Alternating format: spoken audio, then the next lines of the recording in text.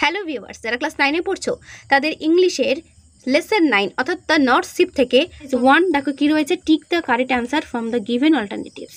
তোমরা নিজেরাই কিন্তু উত্তর দিতে পারবে আশা করি, কারণ আমি যতটা বুঝিয়েছি তার মধ্যে যদি বুঝতে পারো বা পেরে থাকো তোমরা প্রত্যেকে আমাকে কিন্তু কমেন্টে অ্যান্সার করবে, ঠিক আছে? The number of ship sailing by were, কতগুলো শিপ সেলিং করছিল, কতগুলো? 3, 2, 4, 5। নিজেরই অ্যান্সার করো, আমি কিন্তু বলবো না। আমি চাই তোমরা নিজেরাই আমাকে কমেন্টে অ্যান্সার করো। তারপরটা দেখো, the wind carried the first ship to a dash. Wind হাওয়া বয়ে নিয়ে যাচ্ছিল প্রথম জাহাজটিকে টু এ ড্যাশ কান্ট্রি। কোন কান্ট্রিতে বয়ে নিয়ে যাচ্ছিল? Big country, small country, rich country নাকি ডিস্ট্যান্ট কান্ট্রি? নিজেরাই করবে। আশা করি বুঝতে পেরেছো কোয়েশ্চেনটার মানে।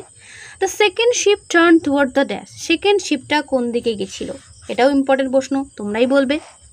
1, 2, 3, 4 করে কিন্তু কমেন্ট সেকশনে অ্যান্সার করতে শুরু করে দাও, ঠিক আছে? The decks of the third sheep শোন, থার্ড শিপের ডেকটা কেমন চকচক করছিল? ব্রাইটলি, ফাস্টলি, ক্লিয়ারলি আর ডিমলি? এটা কিন্তু হবে ফাস্টলি, আমি বলে দিচ্ছি। তোমাদের কবিতা তো আমি পড়িয়েছি, লাইন তুলে দেওয়ার প্রশ্ন। দ্য ডেক, দেখে নাও কি রয়েছে, দ্য ডেক শোন ফাস্টলি। দেখেছ? পরীক্ষাতে তোমাদের এরকমই প্রশ্ন দেবে, ঠিক আছে? তাই ঘাবড়ানোর কিচ্ছু নেই, মন দিয়ে পড়ে যাও, প্রত্যেকেরই পরীক্ষা ভালো হবে। The northern sky rose over dash, the northern sky rose over the dash. Unfruitful sea, kind sea, stormy sea আর কাম সি? কি হবে? নর্দার্ন স্কাইটা, the northern sky rose over the dash, answer কি হবে? Unfruitful sea. কারণ কবিতাতে বলাই আছে, কি বলা আছে না, উত্তরের আকাশে ধেয়ে এলো কালো ঝড় উদ্ধত এক নিষ্ফল সাগর জলে, তাই না? তাহলে আনফ্রুটফুল সি মানে নিষ্ফল সাগর জলে, যেখানে ফল হয় না, সেই রকম একটা সাগরে। The third ship was rigged for a dash, third শিপটা কিভাবে সাজানো ছিল? সাজানো ছিল কিসের জন্য? ফর এ লং জার্নি, তাই না? দীর্ঘ যাত্রার জন্য থার্ড শিপটা সজ্জিত ছিল। এরপর চলো exercise 2, answer the following question within 25 words. What did the wind do to the second sheep, অর্থাৎ বাতাস দ্বিতীয় জাহাজটিকে কি করেছিল? কি করেছিল দ্বিতীয় জাহাজটিকে কি করেছিল? কারণ দ্বিতীয় জাহাজটিকে বাতাস কিন্তু অনেক সমস্যার মধ্যে ফেলেছিল, তাই দ্বিতীয় জাহাজটি নোঙর ফেলে আটকে রাখতে বাধ্য হয়েছিল, তাই না? তুমি যদি কবিতা থেকে অ্যান্সার করো, অ্যান্সার হবে এখান থেকে। The wind haunted it like a beast to endure in captivity, তাই না?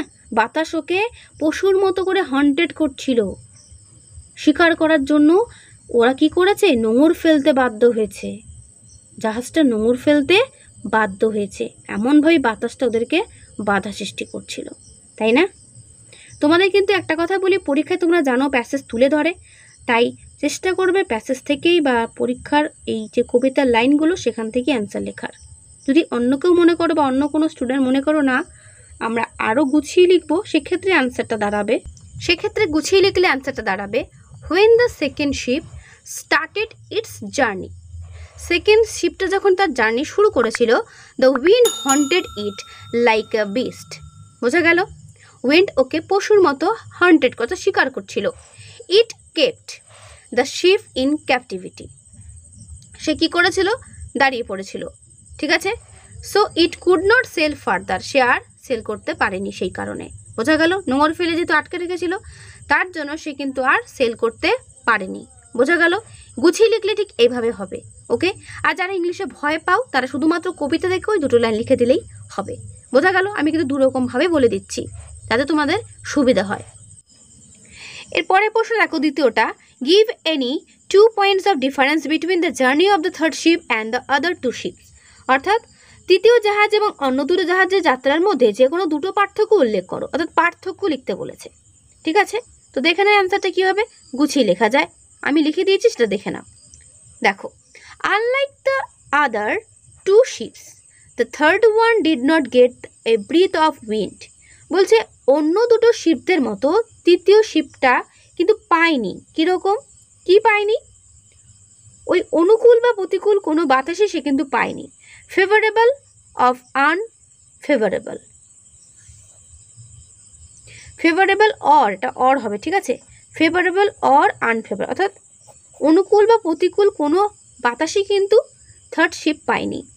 Only in it's case a fire spilling star was noticed, সেইটা কিন্তু শুধুমাত্র কি দেখতে পেয়েছিল না, আগুন ঝরা উল্কা দেখা গিয়েছিল।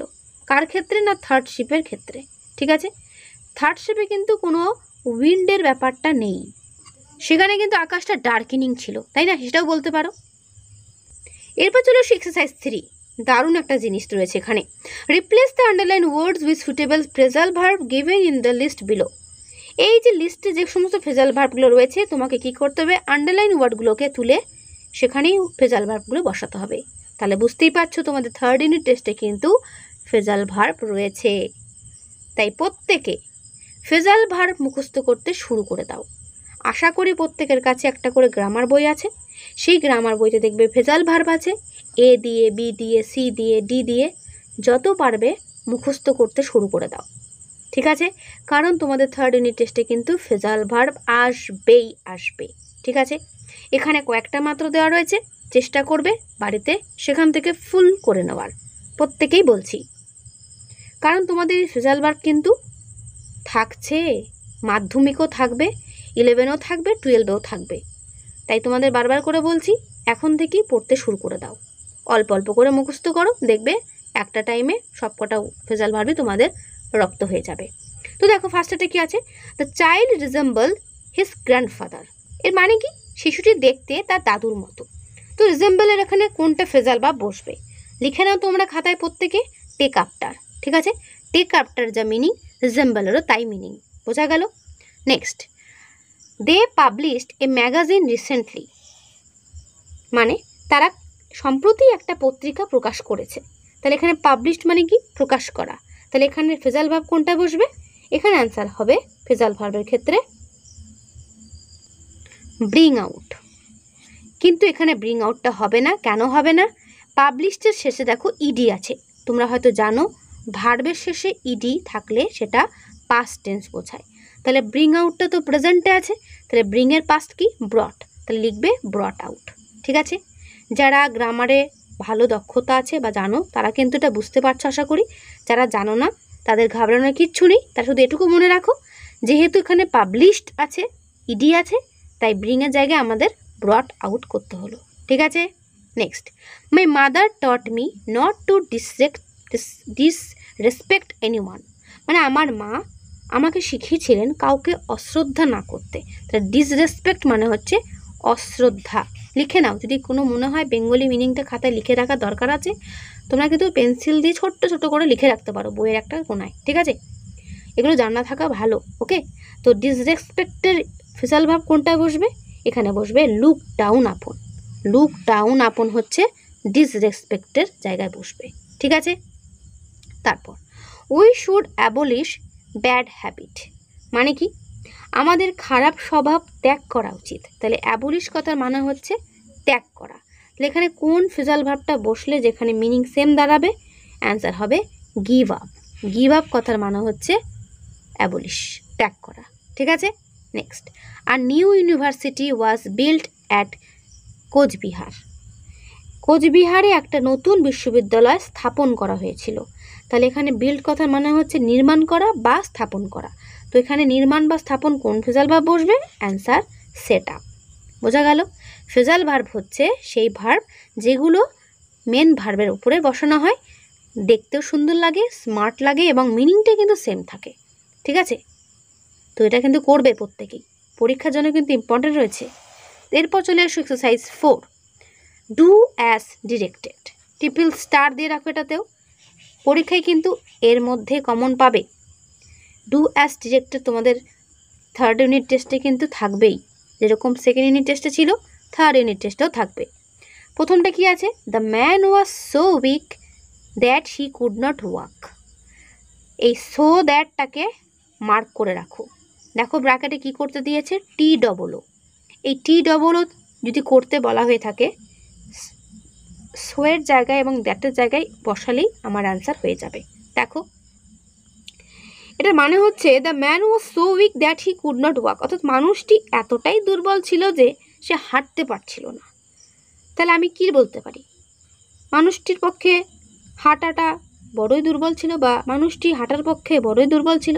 তাহলে অ্যান্সার কী হবে, the man was too weak to walk. তাহলে হি কুড নটটা উঠে যাবে, দ্যাটের জায়গায় শুধু TO2 বসবে, অর্থাৎ সোয়ের জায়গায় বসবে TOO, আর দ্যাটের জায়গায় বসবে শুধু টু, আর হি কুড নটটা উঠে গিয়ে ওয়াকটা শুধু থাকবে। বোঝা গেল? দ্যাট হি কুড নট এই কথাটা পুরোটাই উঠে যাবে, আর এখানে সোটা উঠে যাবে। বুঝতে পারলাম? The man was too weak to walk হয়ে গেল। আবার যদি পরীক্ষাতে এটা দেয়, the man was too weak to walk, সেখানে যদি বলে সো দ্যাট বসাতে, রিরাইট ইউজিং সো দ্যাট, তখন কি করব? প্রথম TOO তুলে সো লিখব, পরের টু তুলে দ্যাট হি কুড নট লিখে তারপরের ওয়ার্ডটা বসিয়ে দেবো। বুঝতে পারলাম? এইটাকে ট্রিপল স্টার করে রাখো, এই রকম তোমাদের পরীক্ষাতে কিন্তু থাকবে। বুঝতে পারলাম? এই টু সো দ্যাট দিয়ে। ওকে? তারপর Titir is one of the most intelligent girl in the class. দেখো, মোর আর মোস্ট তোমাদের হয়তো আমি ক্লাস 7-এ বুঝিয়েছিলাম, এটা কিন্তু আমাদের ডিগ্রির ক্ষেত্রে ব্যবহার করা হয়। কোন ডিগ্রি? না, সুপারলেটিভ ডিগ্রির ক্ষেত্রে আমরা মোস্ট বসাই। কখন বসাই?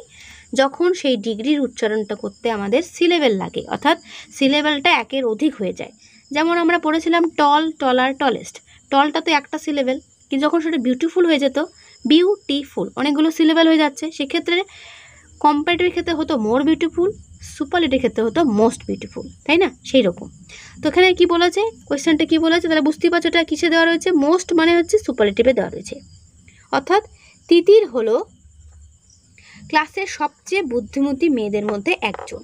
বোঝা গেল? Relate the using positive degree. Positive degree করতে বলেছে। কি ডিগ্রি করতে বলেছে? Positive degree. তাহলে আমি ডিগ্রিটা পজিটিভ করব ঠিকই, তাহলে পজিটিভ কি দাঁড়াবে? শুধুমাত্র ইন্টেলিজেন্ট বসাবো, কিন্তু কি ব্যবহার করে? অ্যাজ ব্যবহার করে।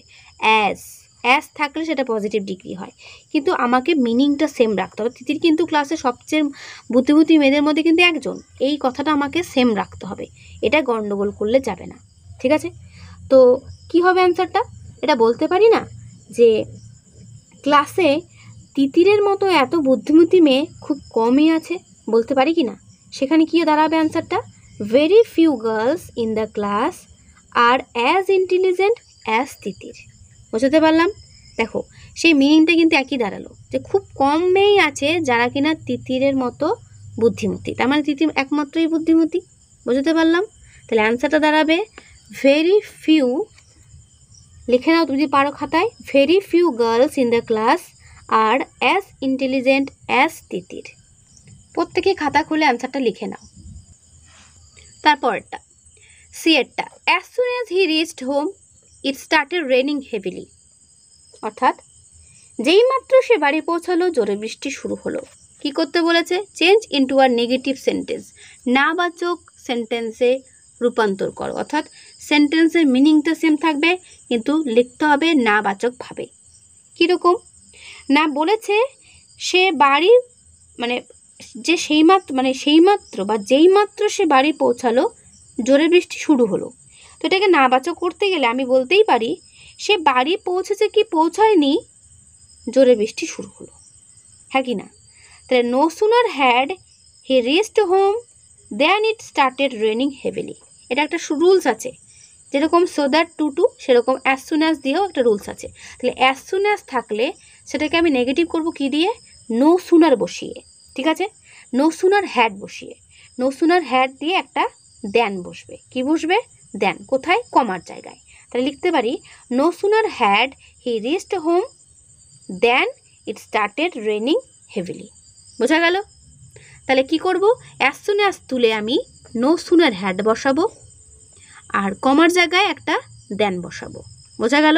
আবার যদি নো সুনার দিয়ে থাকে সেন্টেন্সটা, তাহলে নো সুনার হ্যাড তুলে আমি কি লিখবো? অ্যাজ সুন অ্যাজ লিখবো, আর কমা দেনের জায়গায় কমা লিখে দেবো। বোঝা গেল? এইভাবে অল্টারনেট করে তোমরা লিখবে খাতায়, তাহলে শিখতে পারবে।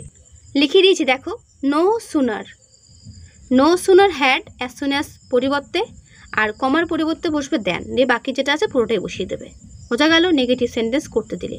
আর যখন নো সুনার থাকবে তখন বলবে চেঞ্জ ইনটু আ পজিটিভ সেন্টেন্স, তখন কি করবে? অ্যাজ সুন অ্যাজ বসিয়ে দেবে। ঠিক আছে? প্রসেসটা বোঝা গেল? তারপর why Cry over split milk, তারপরেরটা ডিএরটা বলছি কেন পড়ে যাওয়া দুধের জন্য কাঁদছো। বলছে why Cry over split milk, পড়ে যাওয়া দুধের জন্য কেন কার্য, চেঞ্জ ইনটু আ অ্যাসার্টিভ সেন্টেন্স। অর্থাৎ অ্যাসার্টিভ সেন্টেন্স কি বলছে, এটাকে হ্যাঁ বাচক করো। তাহলে কি বলতে পারি, পড়ে যাওয়া দুধের জন্য কেঁদো না, পড়ে যাওয়া দুধের জন্য কেঁদো না। অ্যাসার্টিভ বলতে হ্যাঁ বাচক ঠিক নেই, আমি নর্মাল সেন্টেন্স করো, সাধারণ বাক্য। তো কি বলতে পারি এটাকে, আমি বলতে পারি do not Cry over split milk, পড়ে যাওয়া দুধের জন্য কেঁদো না। প্রথমটা বলেছে why Cry over split milk, কেন পড়ে যাওয়া দুধের জন্য কার্য, কোয়েশ্চেন করা আছে। কিন্তু পরের সেন্টেন্সে কি বলেছে, অ্যাসার্টিভ করতে, অর্থাৎ do not Cry over split milk, অর্থাৎ পড়ে যাওয়া দুধের জন্য কেঁদো না। Do not Cry over split milk, বুঝতে পারলাম? তাহলে করলাম ডু নট দিয়ে, বাট শেষে কি থাকবে, একটা ফুল স্টপ থাকবে, নট কোয়েশ্চেন মার্ক। ঠিক আছে, তারপরেরটা ব্লাড ইজ থিকার দ্যান ওয়াটার, রক্ত কিন্তু জলের থেকে ঘন, চেঞ্জ ইনটু আ ইন্টারোগেটিভ সেন্টেন্স, প্রশ্নবোধক বাক্যে রূপান্তরিত করো। তাহলে এই প্রশ্নবোধক বাক্যে রূপান্তরিত করতে গেলে শেষে ফুল স্টপের জায়গায় আমরা ফার্স্ট কী দেবো, জিজ্ঞাসা চিহ্ন দেবো। আর কি করতে পারি, যে সেন্টেন্সটা বলা আছে সেই সেন্টেন্সটাকে আমরা কোয়েশ্চেনবোধক বানাবো।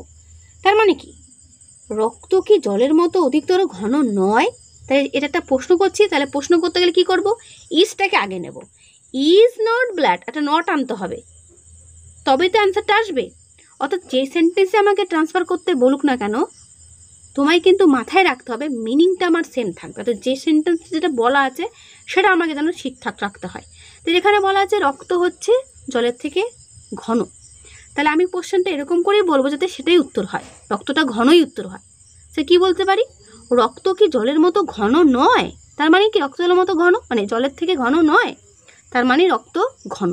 অ্যান্সার কি হবে, is not blood thicker than water, is not blood thicker than water দিয়ে কোয়েশ্চেন মার্ক। বুঝতে পারলে? তাহলে অ্যান্সার দাঁড়াবে is not blood thicker than water দিয়ে কোয়েশ্চেন মার্ক। হলো? তারপরেরটা হি টোল্ড এ লাই ইন্টেনশনালি, কি বলেছে, বলেছে সে ইচ্ছাকৃতভাবে একটা মিথ্যা বলেছিল। Rewrite using the noun form of intentionally, অর্থাৎ এই ইন্টেনশনালিটাকে নাউন ফর্মে আমাকে লিখতে হবে, তো নাউন ফর্ম আমাকে বসাতে হবে। তাহলে ইন্টেনশনের নাউন ফর্ম কি, ইন্টেনশন। তাহলে সেন্টেন্সটা আমি লিখতেই পারি he told a lie out of intention, সে ইচ্ছা করে একটা মিথ্যা কথা বলেছিল, সে ইচ্ছা করে একটা মিথ্যে কথা বলেছিল। ইন্টেনশনালি কথার মানে হচ্ছে ইচ্ছাকৃতভাবে, আর ইন্টেনশন কথার মানে হচ্ছে ইচ্ছাকৃতভাবে নয়, ইচ্ছা করে। ঠিক আছে, তো অ্যান্সার দাঁড়াবে হি told a lie out of intention. এগুলো প্রত্যেকটা খাতায় তোমরা নোট করে রাখো। ঠিক আছে, এগুলো কিন্তু পরীক্ষার জন্য গুরুত্বপূর্ণ রয়েছে। Run fast or you will be late, জোরে দৌড়াও নতুবা তুমি কি হবে, দেরি হয়ে যাবে তোমার। Change into a complex sentence, জটিল বাক্যে করতে বলছে, তাহলে কি করতে পারি, ইফ দিয়ে করতে পারি। If you do not run fast, যদি তুমি না জোরে দৌড়াও, comma you will be late, তোমার দেরি হয়ে যাবে, তাই না? কমপ্লেক্স সেন্টেন্সে আমরা ইফ দিয়েও করতে পারি। তাহলে কি লিখবো, if you do not run fast, if you do not run fast, comma you will be late. Okay, আমি কিন্তু বইয়ে লিখে দিচ্ছি, তোমরা কিন্তু ভালো করে খাতায় লিখে রাখবে। If you do not run fast you will be late.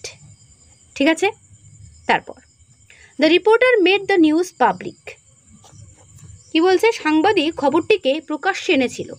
Rewrite the using the verb form of public, অর্থাৎ পাবলিকটাকে ভার্ব ফর্মে লিখতে হবে।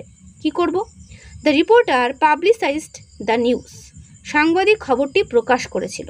তাহলে কি হবে, the reporter publicized the news, পাবলিশের মানে পাবলিকের পাবলিসাইজড করে দেবো। ঠিক আছে, তাহলে এটা ভার্ব ফর্ম হয়ে যাবে।